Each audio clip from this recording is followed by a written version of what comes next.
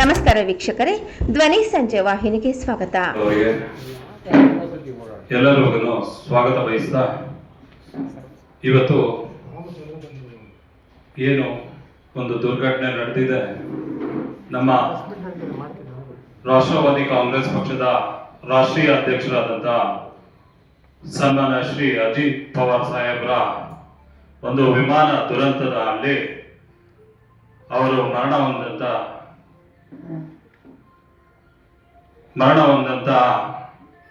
ಒಂದು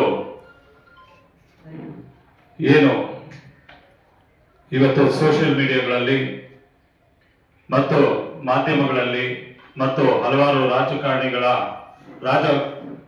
ರಾಜಕಾರಣದ ಮುಖಂಡರುಗಳು ಇವತ್ತು ಏನು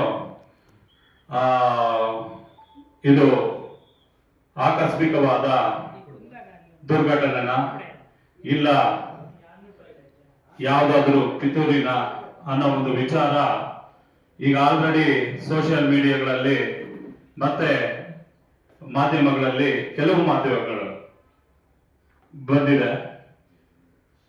ಅದರ ಉದ್ದೇಶವಾಗಿ ಇವತ್ತು ನಾನು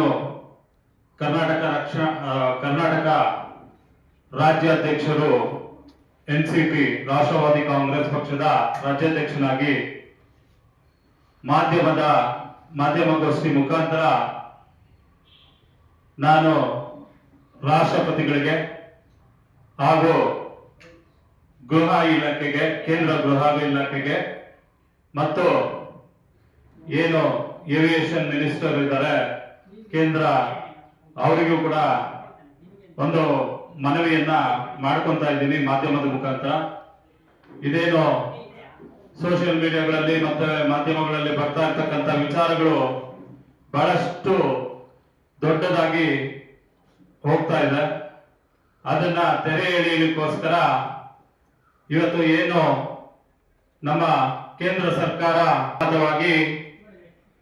ಪಾರದರ್ಶಕವಾಗಿ ತ್ವರಿತಗತಿಯಲ್ಲಿ ತನಿಖೆನ ಬಹಳಷ್ಟು ಬೇಗ ಮುಗಿಸಿ ಇದಕ್ಕೆ ಒಂದು ಅಂತ್ಯವನ್ನ ಕಾಣಬೇಕು.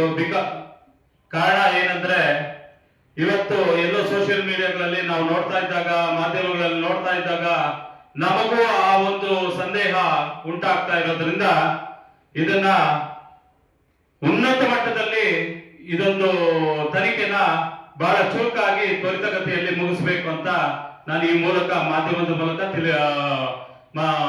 ಮನವಿ ಮಾಡ್ಕೊಂತ ಇದ್ದೀನಿ.